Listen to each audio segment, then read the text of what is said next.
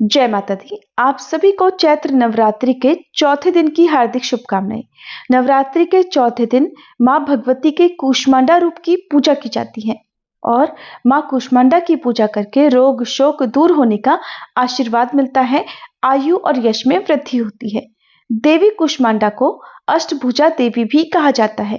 कूष्मांडा का अर्थ है कुम्हड़ा और मां को बलियों में कुम्हड़े की बलि सबसे अधिक प्रिय है। प्रिय भक्तजनों, आज की इस वीडियो में आप जानेंगे मां कूष्मांडा की संपूर्ण पूजा विधि, शुभ मुहूर्त, प्रिय भोग और मंत्रों के बारे में। आज दिनांक है 22 मार्च, दिन रविवार, और आज चैत्र मास के शुक्ल पक्ष की प्रतिपदा तिथि रात 9:16 पर समाप्त होगी। इसके बाद में पंचमी तिथि प्रारंभ होगी। ब्रह्म मुहूर्त सुबह 4:55 से 5:43 तक रहेगा। सूर्योदय होगा सुबह 6:32 पर, सूर्यास्त होगा शाम 6:34 पर। और आज चैत्र मास के शुक्ल पक्ष की विनायक चतुर्थी भी है। इस दिन विघ्नहर्ता भगवान गणेश जी की पूजा करके मां कूष्मांडा की पूजा करें तो संतानहीनों को संतान सुख भी प्राप्त होता है, वहीं संतान की रक्षा भी होती है। आज भद्रा भी लग रही है और भद्रा काल आज सुबह 10:36 से लेकर रात 9:16 तक रहेगा। भद्रा का वास स्वर्गलोक में रहने के कारण ये भद्रा पृथ्वीलोक पर अशुभ नहीं होगी। आज राहु काल शाम 4:30 से 6 बजे तक रहेगा और मां कूष्मांडा की पूजा करने के लिए प्रातः काल मुहूर्त रहेगा सुबह 5:12 से 6:23 तक। शाम की पूजा का मुहूर्त शाम 6:32 से 7:44 तक रहेगा। आइए अब जानते हैं मां कूष्मांडा की पूजा विधि, मंत्र, भोग और नियमों के बारे में। देवी कूष्मांडा ही सृष्टि की आदि स्वरूपा आदि शक्ति है। इनका निवास सूर्यमंडल के भीतरी लोक में है और वहां निवास कर सकने की क्षमता और शक्ति केवल इन्हीं में है। इनके शरीर की कांति और प्रभा भी सूर्य के समान ही दिव्यमान है। इनके तेज और प्रकाश से 10 दिशाएं प्रकाशित हो रही हैं। ब्रह्मांड की सभी वस्तुओं और प्राणियों में जो तेज समाया हुआ है वह इन्हीं देवी की छाया है। मां कूष्मांडा की पूजा अर्चना से भक्तों के समस्त रोग शोक मिट जाते हैं। इनकी भक्ति से आयु, यश, बल और आरोग्य की वृद्धि होती है। मां कूष्मांडा बहुत जल्दी ही सेवा से प्रसन्न हो जाती हैं, इसलिए अगर सच्चे मन से मां की पूजा करे, उपासना करे तो उसे बहुत जल्दी मनोवांछित फलों की प्राप्ति भी हो सकती है।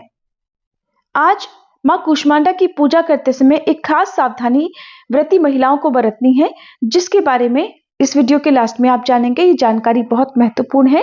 पहली बार यदि आप व्रत रख रही हैं तो हमेशा इस बात का ध्यान आप मां कूष्मांडा की जब भी पूजा करें तो जरूर रखें। नवरात्रि के चौथे दिन सुबह स्नान आदि से निवृत्त होने के बाद मां कूष्मांडा की पूजा का संकल्प लें, व्रत का संकल्प लें। धूप दीप जलाकर मां कूष्मांडा का आह्वान करें, ध्यान करें। मां का प्रिय रंग पीला और नारंगी है, इसलिए इस रंग की सामग्री पूजा में अवश्य रखें। मां कूष्मांडा को कुम्हड़े की बलि बहुत प्रिय है। कुम्हड़ा पेठे को कहते हैं। कुम्हड़े में कई बीज होते हैं।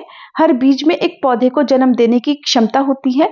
इसी तरह मां कूष्मांडा के अंदर भी सृजन की शक्ति है और उन्होंने ही पूरे ब्रह्मांड की रचना की है। तो ऐसे दंपत्ति जिन्हें संतान सुख प्राप्त नहीं है, वे कूष्मांडा मां की सच्चे मन से पूजा करें तो उन्हें भी संतान सुख प्राप्त हो सकता है। कोई भी व्रत या पूजा बिना मंत्रों के, बिना चालीसा स्तोत्र के अधूरा रहता है। तो व्रत का पूर्ण फल प्राप्त करने के लिए या पूजा का पूर्ण फल प्राप्त करने के लिए मंत्रों का जाप अवश्य करें।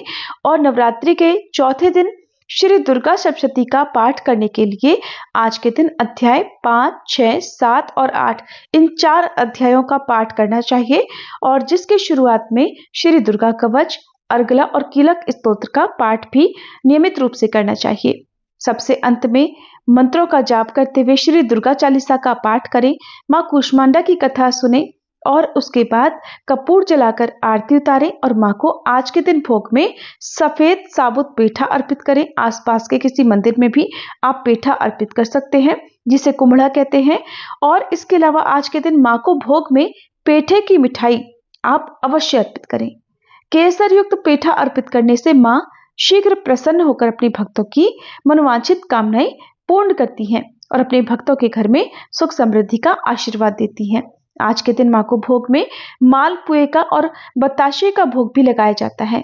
हर दिन नियम से पान, सुपारी, इलायची का भोग भी माँ को अर्पित करना चाहिए। बाद में जिसे प्रसाद रूप में परिवार के ही किसी सदस्य को देना चाहिए। माँ को लगाए गए फलों का भोग प्रसाद रूप में व्रती को स्वयं भी ग्रहण करना चाहिए, लेकिन ऐसी कोई भी सामग्री, ऐसी कोई भी वस्तु ग्रहण नहीं करनी चाहिए जिससे कि व्रत खंडित हो जाए। सुबह पूजा करने के बाद अग्यारी करें। पूजा के अंत में हाथ जोड़कर सच्चे मन से क्षमा प्रार्थना करें। व्रत रखना है तो दिन भर व्रत रखें और शाम के समय एक बार फिर से माँ की पूजा करें। धूप दीप जलाकर आरती उतारें और माँ को भोग लगाएं। शाम के समय सात्विक फलाहार का भोग आप माँ को अर्पण कर सकते हैं। बहुत से भक्त ये प्रश्न करते हैं कि जब नवरात्रि के दिनों में हम व्रत रखते हैं तो फिर अन्न का, जैसे कि खीर का या मालपुए का भोग कैसे लगा सकते हैं। तो ऐसा मानना है कि व्रत तो हम भक्त लोग रखते हैं, माता रानी को तो हम भोग समर्पित करते हैं, इसलिए नवरात्रि के दिनों में सात्विक भोजन का या फिर खीर का, मालपुए आदि का भोग हम माता को अर्पित कर सकते हैं, क्योंकि व्रत हम माता रानी को प्रसन्न करने के लिए रख रहे हैं। बाकी आपकी श्रद्धा है, आप जैसा चाहें वो अपनी श्रद्धा के अनुसार भी कर सकते हैं। आइए जान लेते हैं माँ कूष्मांडा के मंत्रों के बारे में। जैसा कि आपको हमेशा बताते हैं कि नवरात्रि में हर दिन नियम से नव दुर्गा कवच का पाठ भी करना चाहिए, जो कि इस प्रकार है।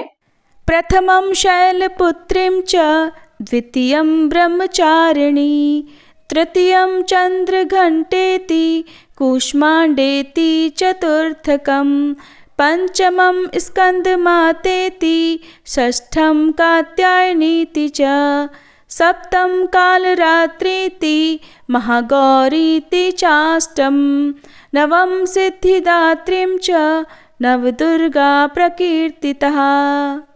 माँ कूष्मांडा की पूजा का मंत्र ओम देवी कूष्मांडाय नमः। प्रार्थना मंत्र सुरा संपूर्ण कलशम रुधिराप्लुतमेव च दधानाम हस्तपद्माभ्याम कूष्मांडा शुभदास्तु मे। स्तुति या देवी सर्वभूतेषु माँ कूष्मांडा रूपेण संस्थिता नमस्तस्यै नमस्तस्यै नमस्तस्यै नमो नमः। प्रिय श्रोताओं, अब आपको उस गलती के बारे में बताने जा रहे हैं जो कि आपको आज के दिन करने से बचना चाहिए, क्योंकि अगर ऐसा हुआ तो आपका व्रत खंडित भी हो सकता है, माँ कूष्मांडा नाराज भी हो सकती हैं। खासकर महिलाओं को आज के दिन ध्यान रखने की आवश्यकता है कि आज के दिन आप अपने हाथ से चाकू लेकर एक भरा पूरा गोल कद्दू या पेठा ना काटें। अगर आप कुम्हड़े का भोग यानी पेठे का भोग माँ को अर्पण करना चाहते हैं तो साबुत पेठा अर्पित कर सकते हैं। इसके अलावा कद्दू, पपीता, पेठा, नारियल, खरबूजा, तरबूज, गोल वाली लौकी और खीरा, इस तरह की सभी जो भी खाद्य सामग्री हैं, जो भी फल सब्जियां हैं, वो गर्भ के स्वरूप भी माने जाते हैं और इस स्वरूप के कारण ही इनमें कूष्मांडा माता का वास होता है। ऐसे में महिलाओं को और खास तौर पर गर्भवती महिलाओं को या जो संतानहीन महिलाएं हैं, उन्हें ऐसे फलों को, ऐसी सब्जियों को खुद से आज के दिन नहीं काटना चाहिए।